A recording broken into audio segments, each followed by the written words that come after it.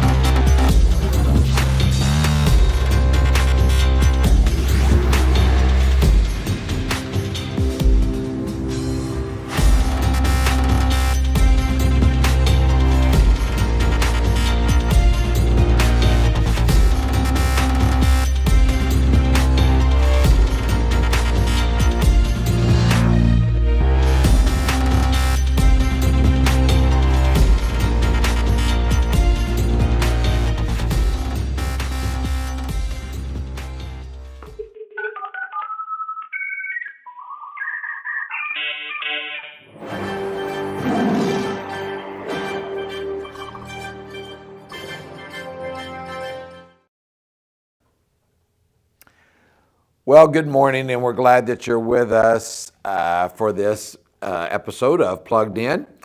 Just a short little story to get us started for this morning. Apparently, the story goes that there was a minor league manager who was not very happy with the way his center fielder was playing in the game. So he called timeout. He called the center fielder in. He said a few choice words and then put him on the bench. He took his glove, and the manager himself went out and played center field. The next batter came up to bat and hit the ball to center field. It was bouncing toward the center fielder, who was the manager, and he misplayed it. The ball went between his legs. Two batters later, a ball was hit to the center fielder again. This time, it bounced so that he could get a little bit better catch on it, but it bounced too high and hit him in between the eyes. The next batter hit one again to center field, and this time the man just misplayed it, and it hit him in the head. He called timeout, and he ran back into the dugout and said to the center fielder, "You have center field so messed up, I can't even play it."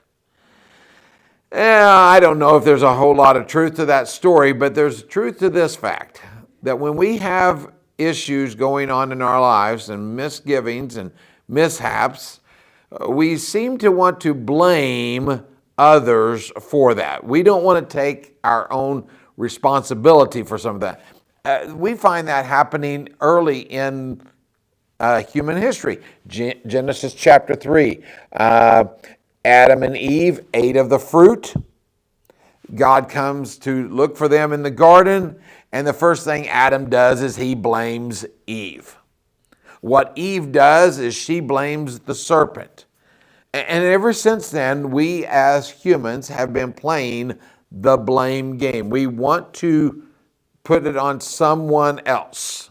And when we start to do that, what comes about is a grumbling spirit. And both of those things are destructive. Both grumbling and blaming are destructive, and they're sinful. Now, I share all of that for this reason. On your screen appears a text from James chapter 5. It's verse 9, and it goes this way. "Don't grumble against one another, brothers and sisters, or you will be judged." The judge, and notice that it's capitalized, so he's talking about Jesus. The judge is standing at the door. What James means by that is that Jesus is close to returning. Now, in the first century, the people who were following Jesus believed very strongly that he was coming back at that time. So that's why James says the judge is standing at the door. He's ready. Well, he's not returned yet, but one day he will come back.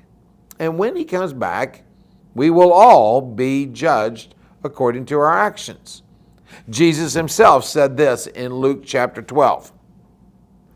He says, "There is nothing concealed that will not be disclosed, or hidden that will not be made known. What you have said in the dark will be heard in the daylight. What you've whispered in the inner rooms to somebody's ear, it will be proclaimed from the rooftops. In 2 Corinthians chapter 5, the Apostle Paul said this, "For we must all appear before the judgment seat of Christ, so that each of us may give an account or receive what is due to us for the things done while in the body, whether good or bad." You know, the gift of salvation from God is for all of us, and we've received that by His grace. And yet, that does not mean that we do not still be judged for how we live while on this earth. We all must give an account for how we live, and I share that for this reason. This morning, if there's any spirit that has caused for there to be a grumbling attitude or misgiving of judging others, if there's something that has torn up a relationship, I want to encourage of you to reconcile that with that individual, whether it be someone in the church. It might be a neighbor. It might be a family member. The scriptures tell us that the judge is standing at the door, and we don't know when he's going to come back. But when he does, even though we as believers have heaven waiting for us, we will be judged according to our actions. And let's make sure that those actions are pure, not false. Just a challenge for you today, don't grumble against one another. Don't lay the blame on someone else. We live in a society that wants to do that, but instead let's take responsibility for our own actions. Confess our sins to one another and turn them over to the Lord. Have a wonderful week. And for what it's worth, next week is Labor Day weekend. We will not be on the air next week, so we will see you in 2 weeks on Plugged In. Thank you, and have a wonderful week.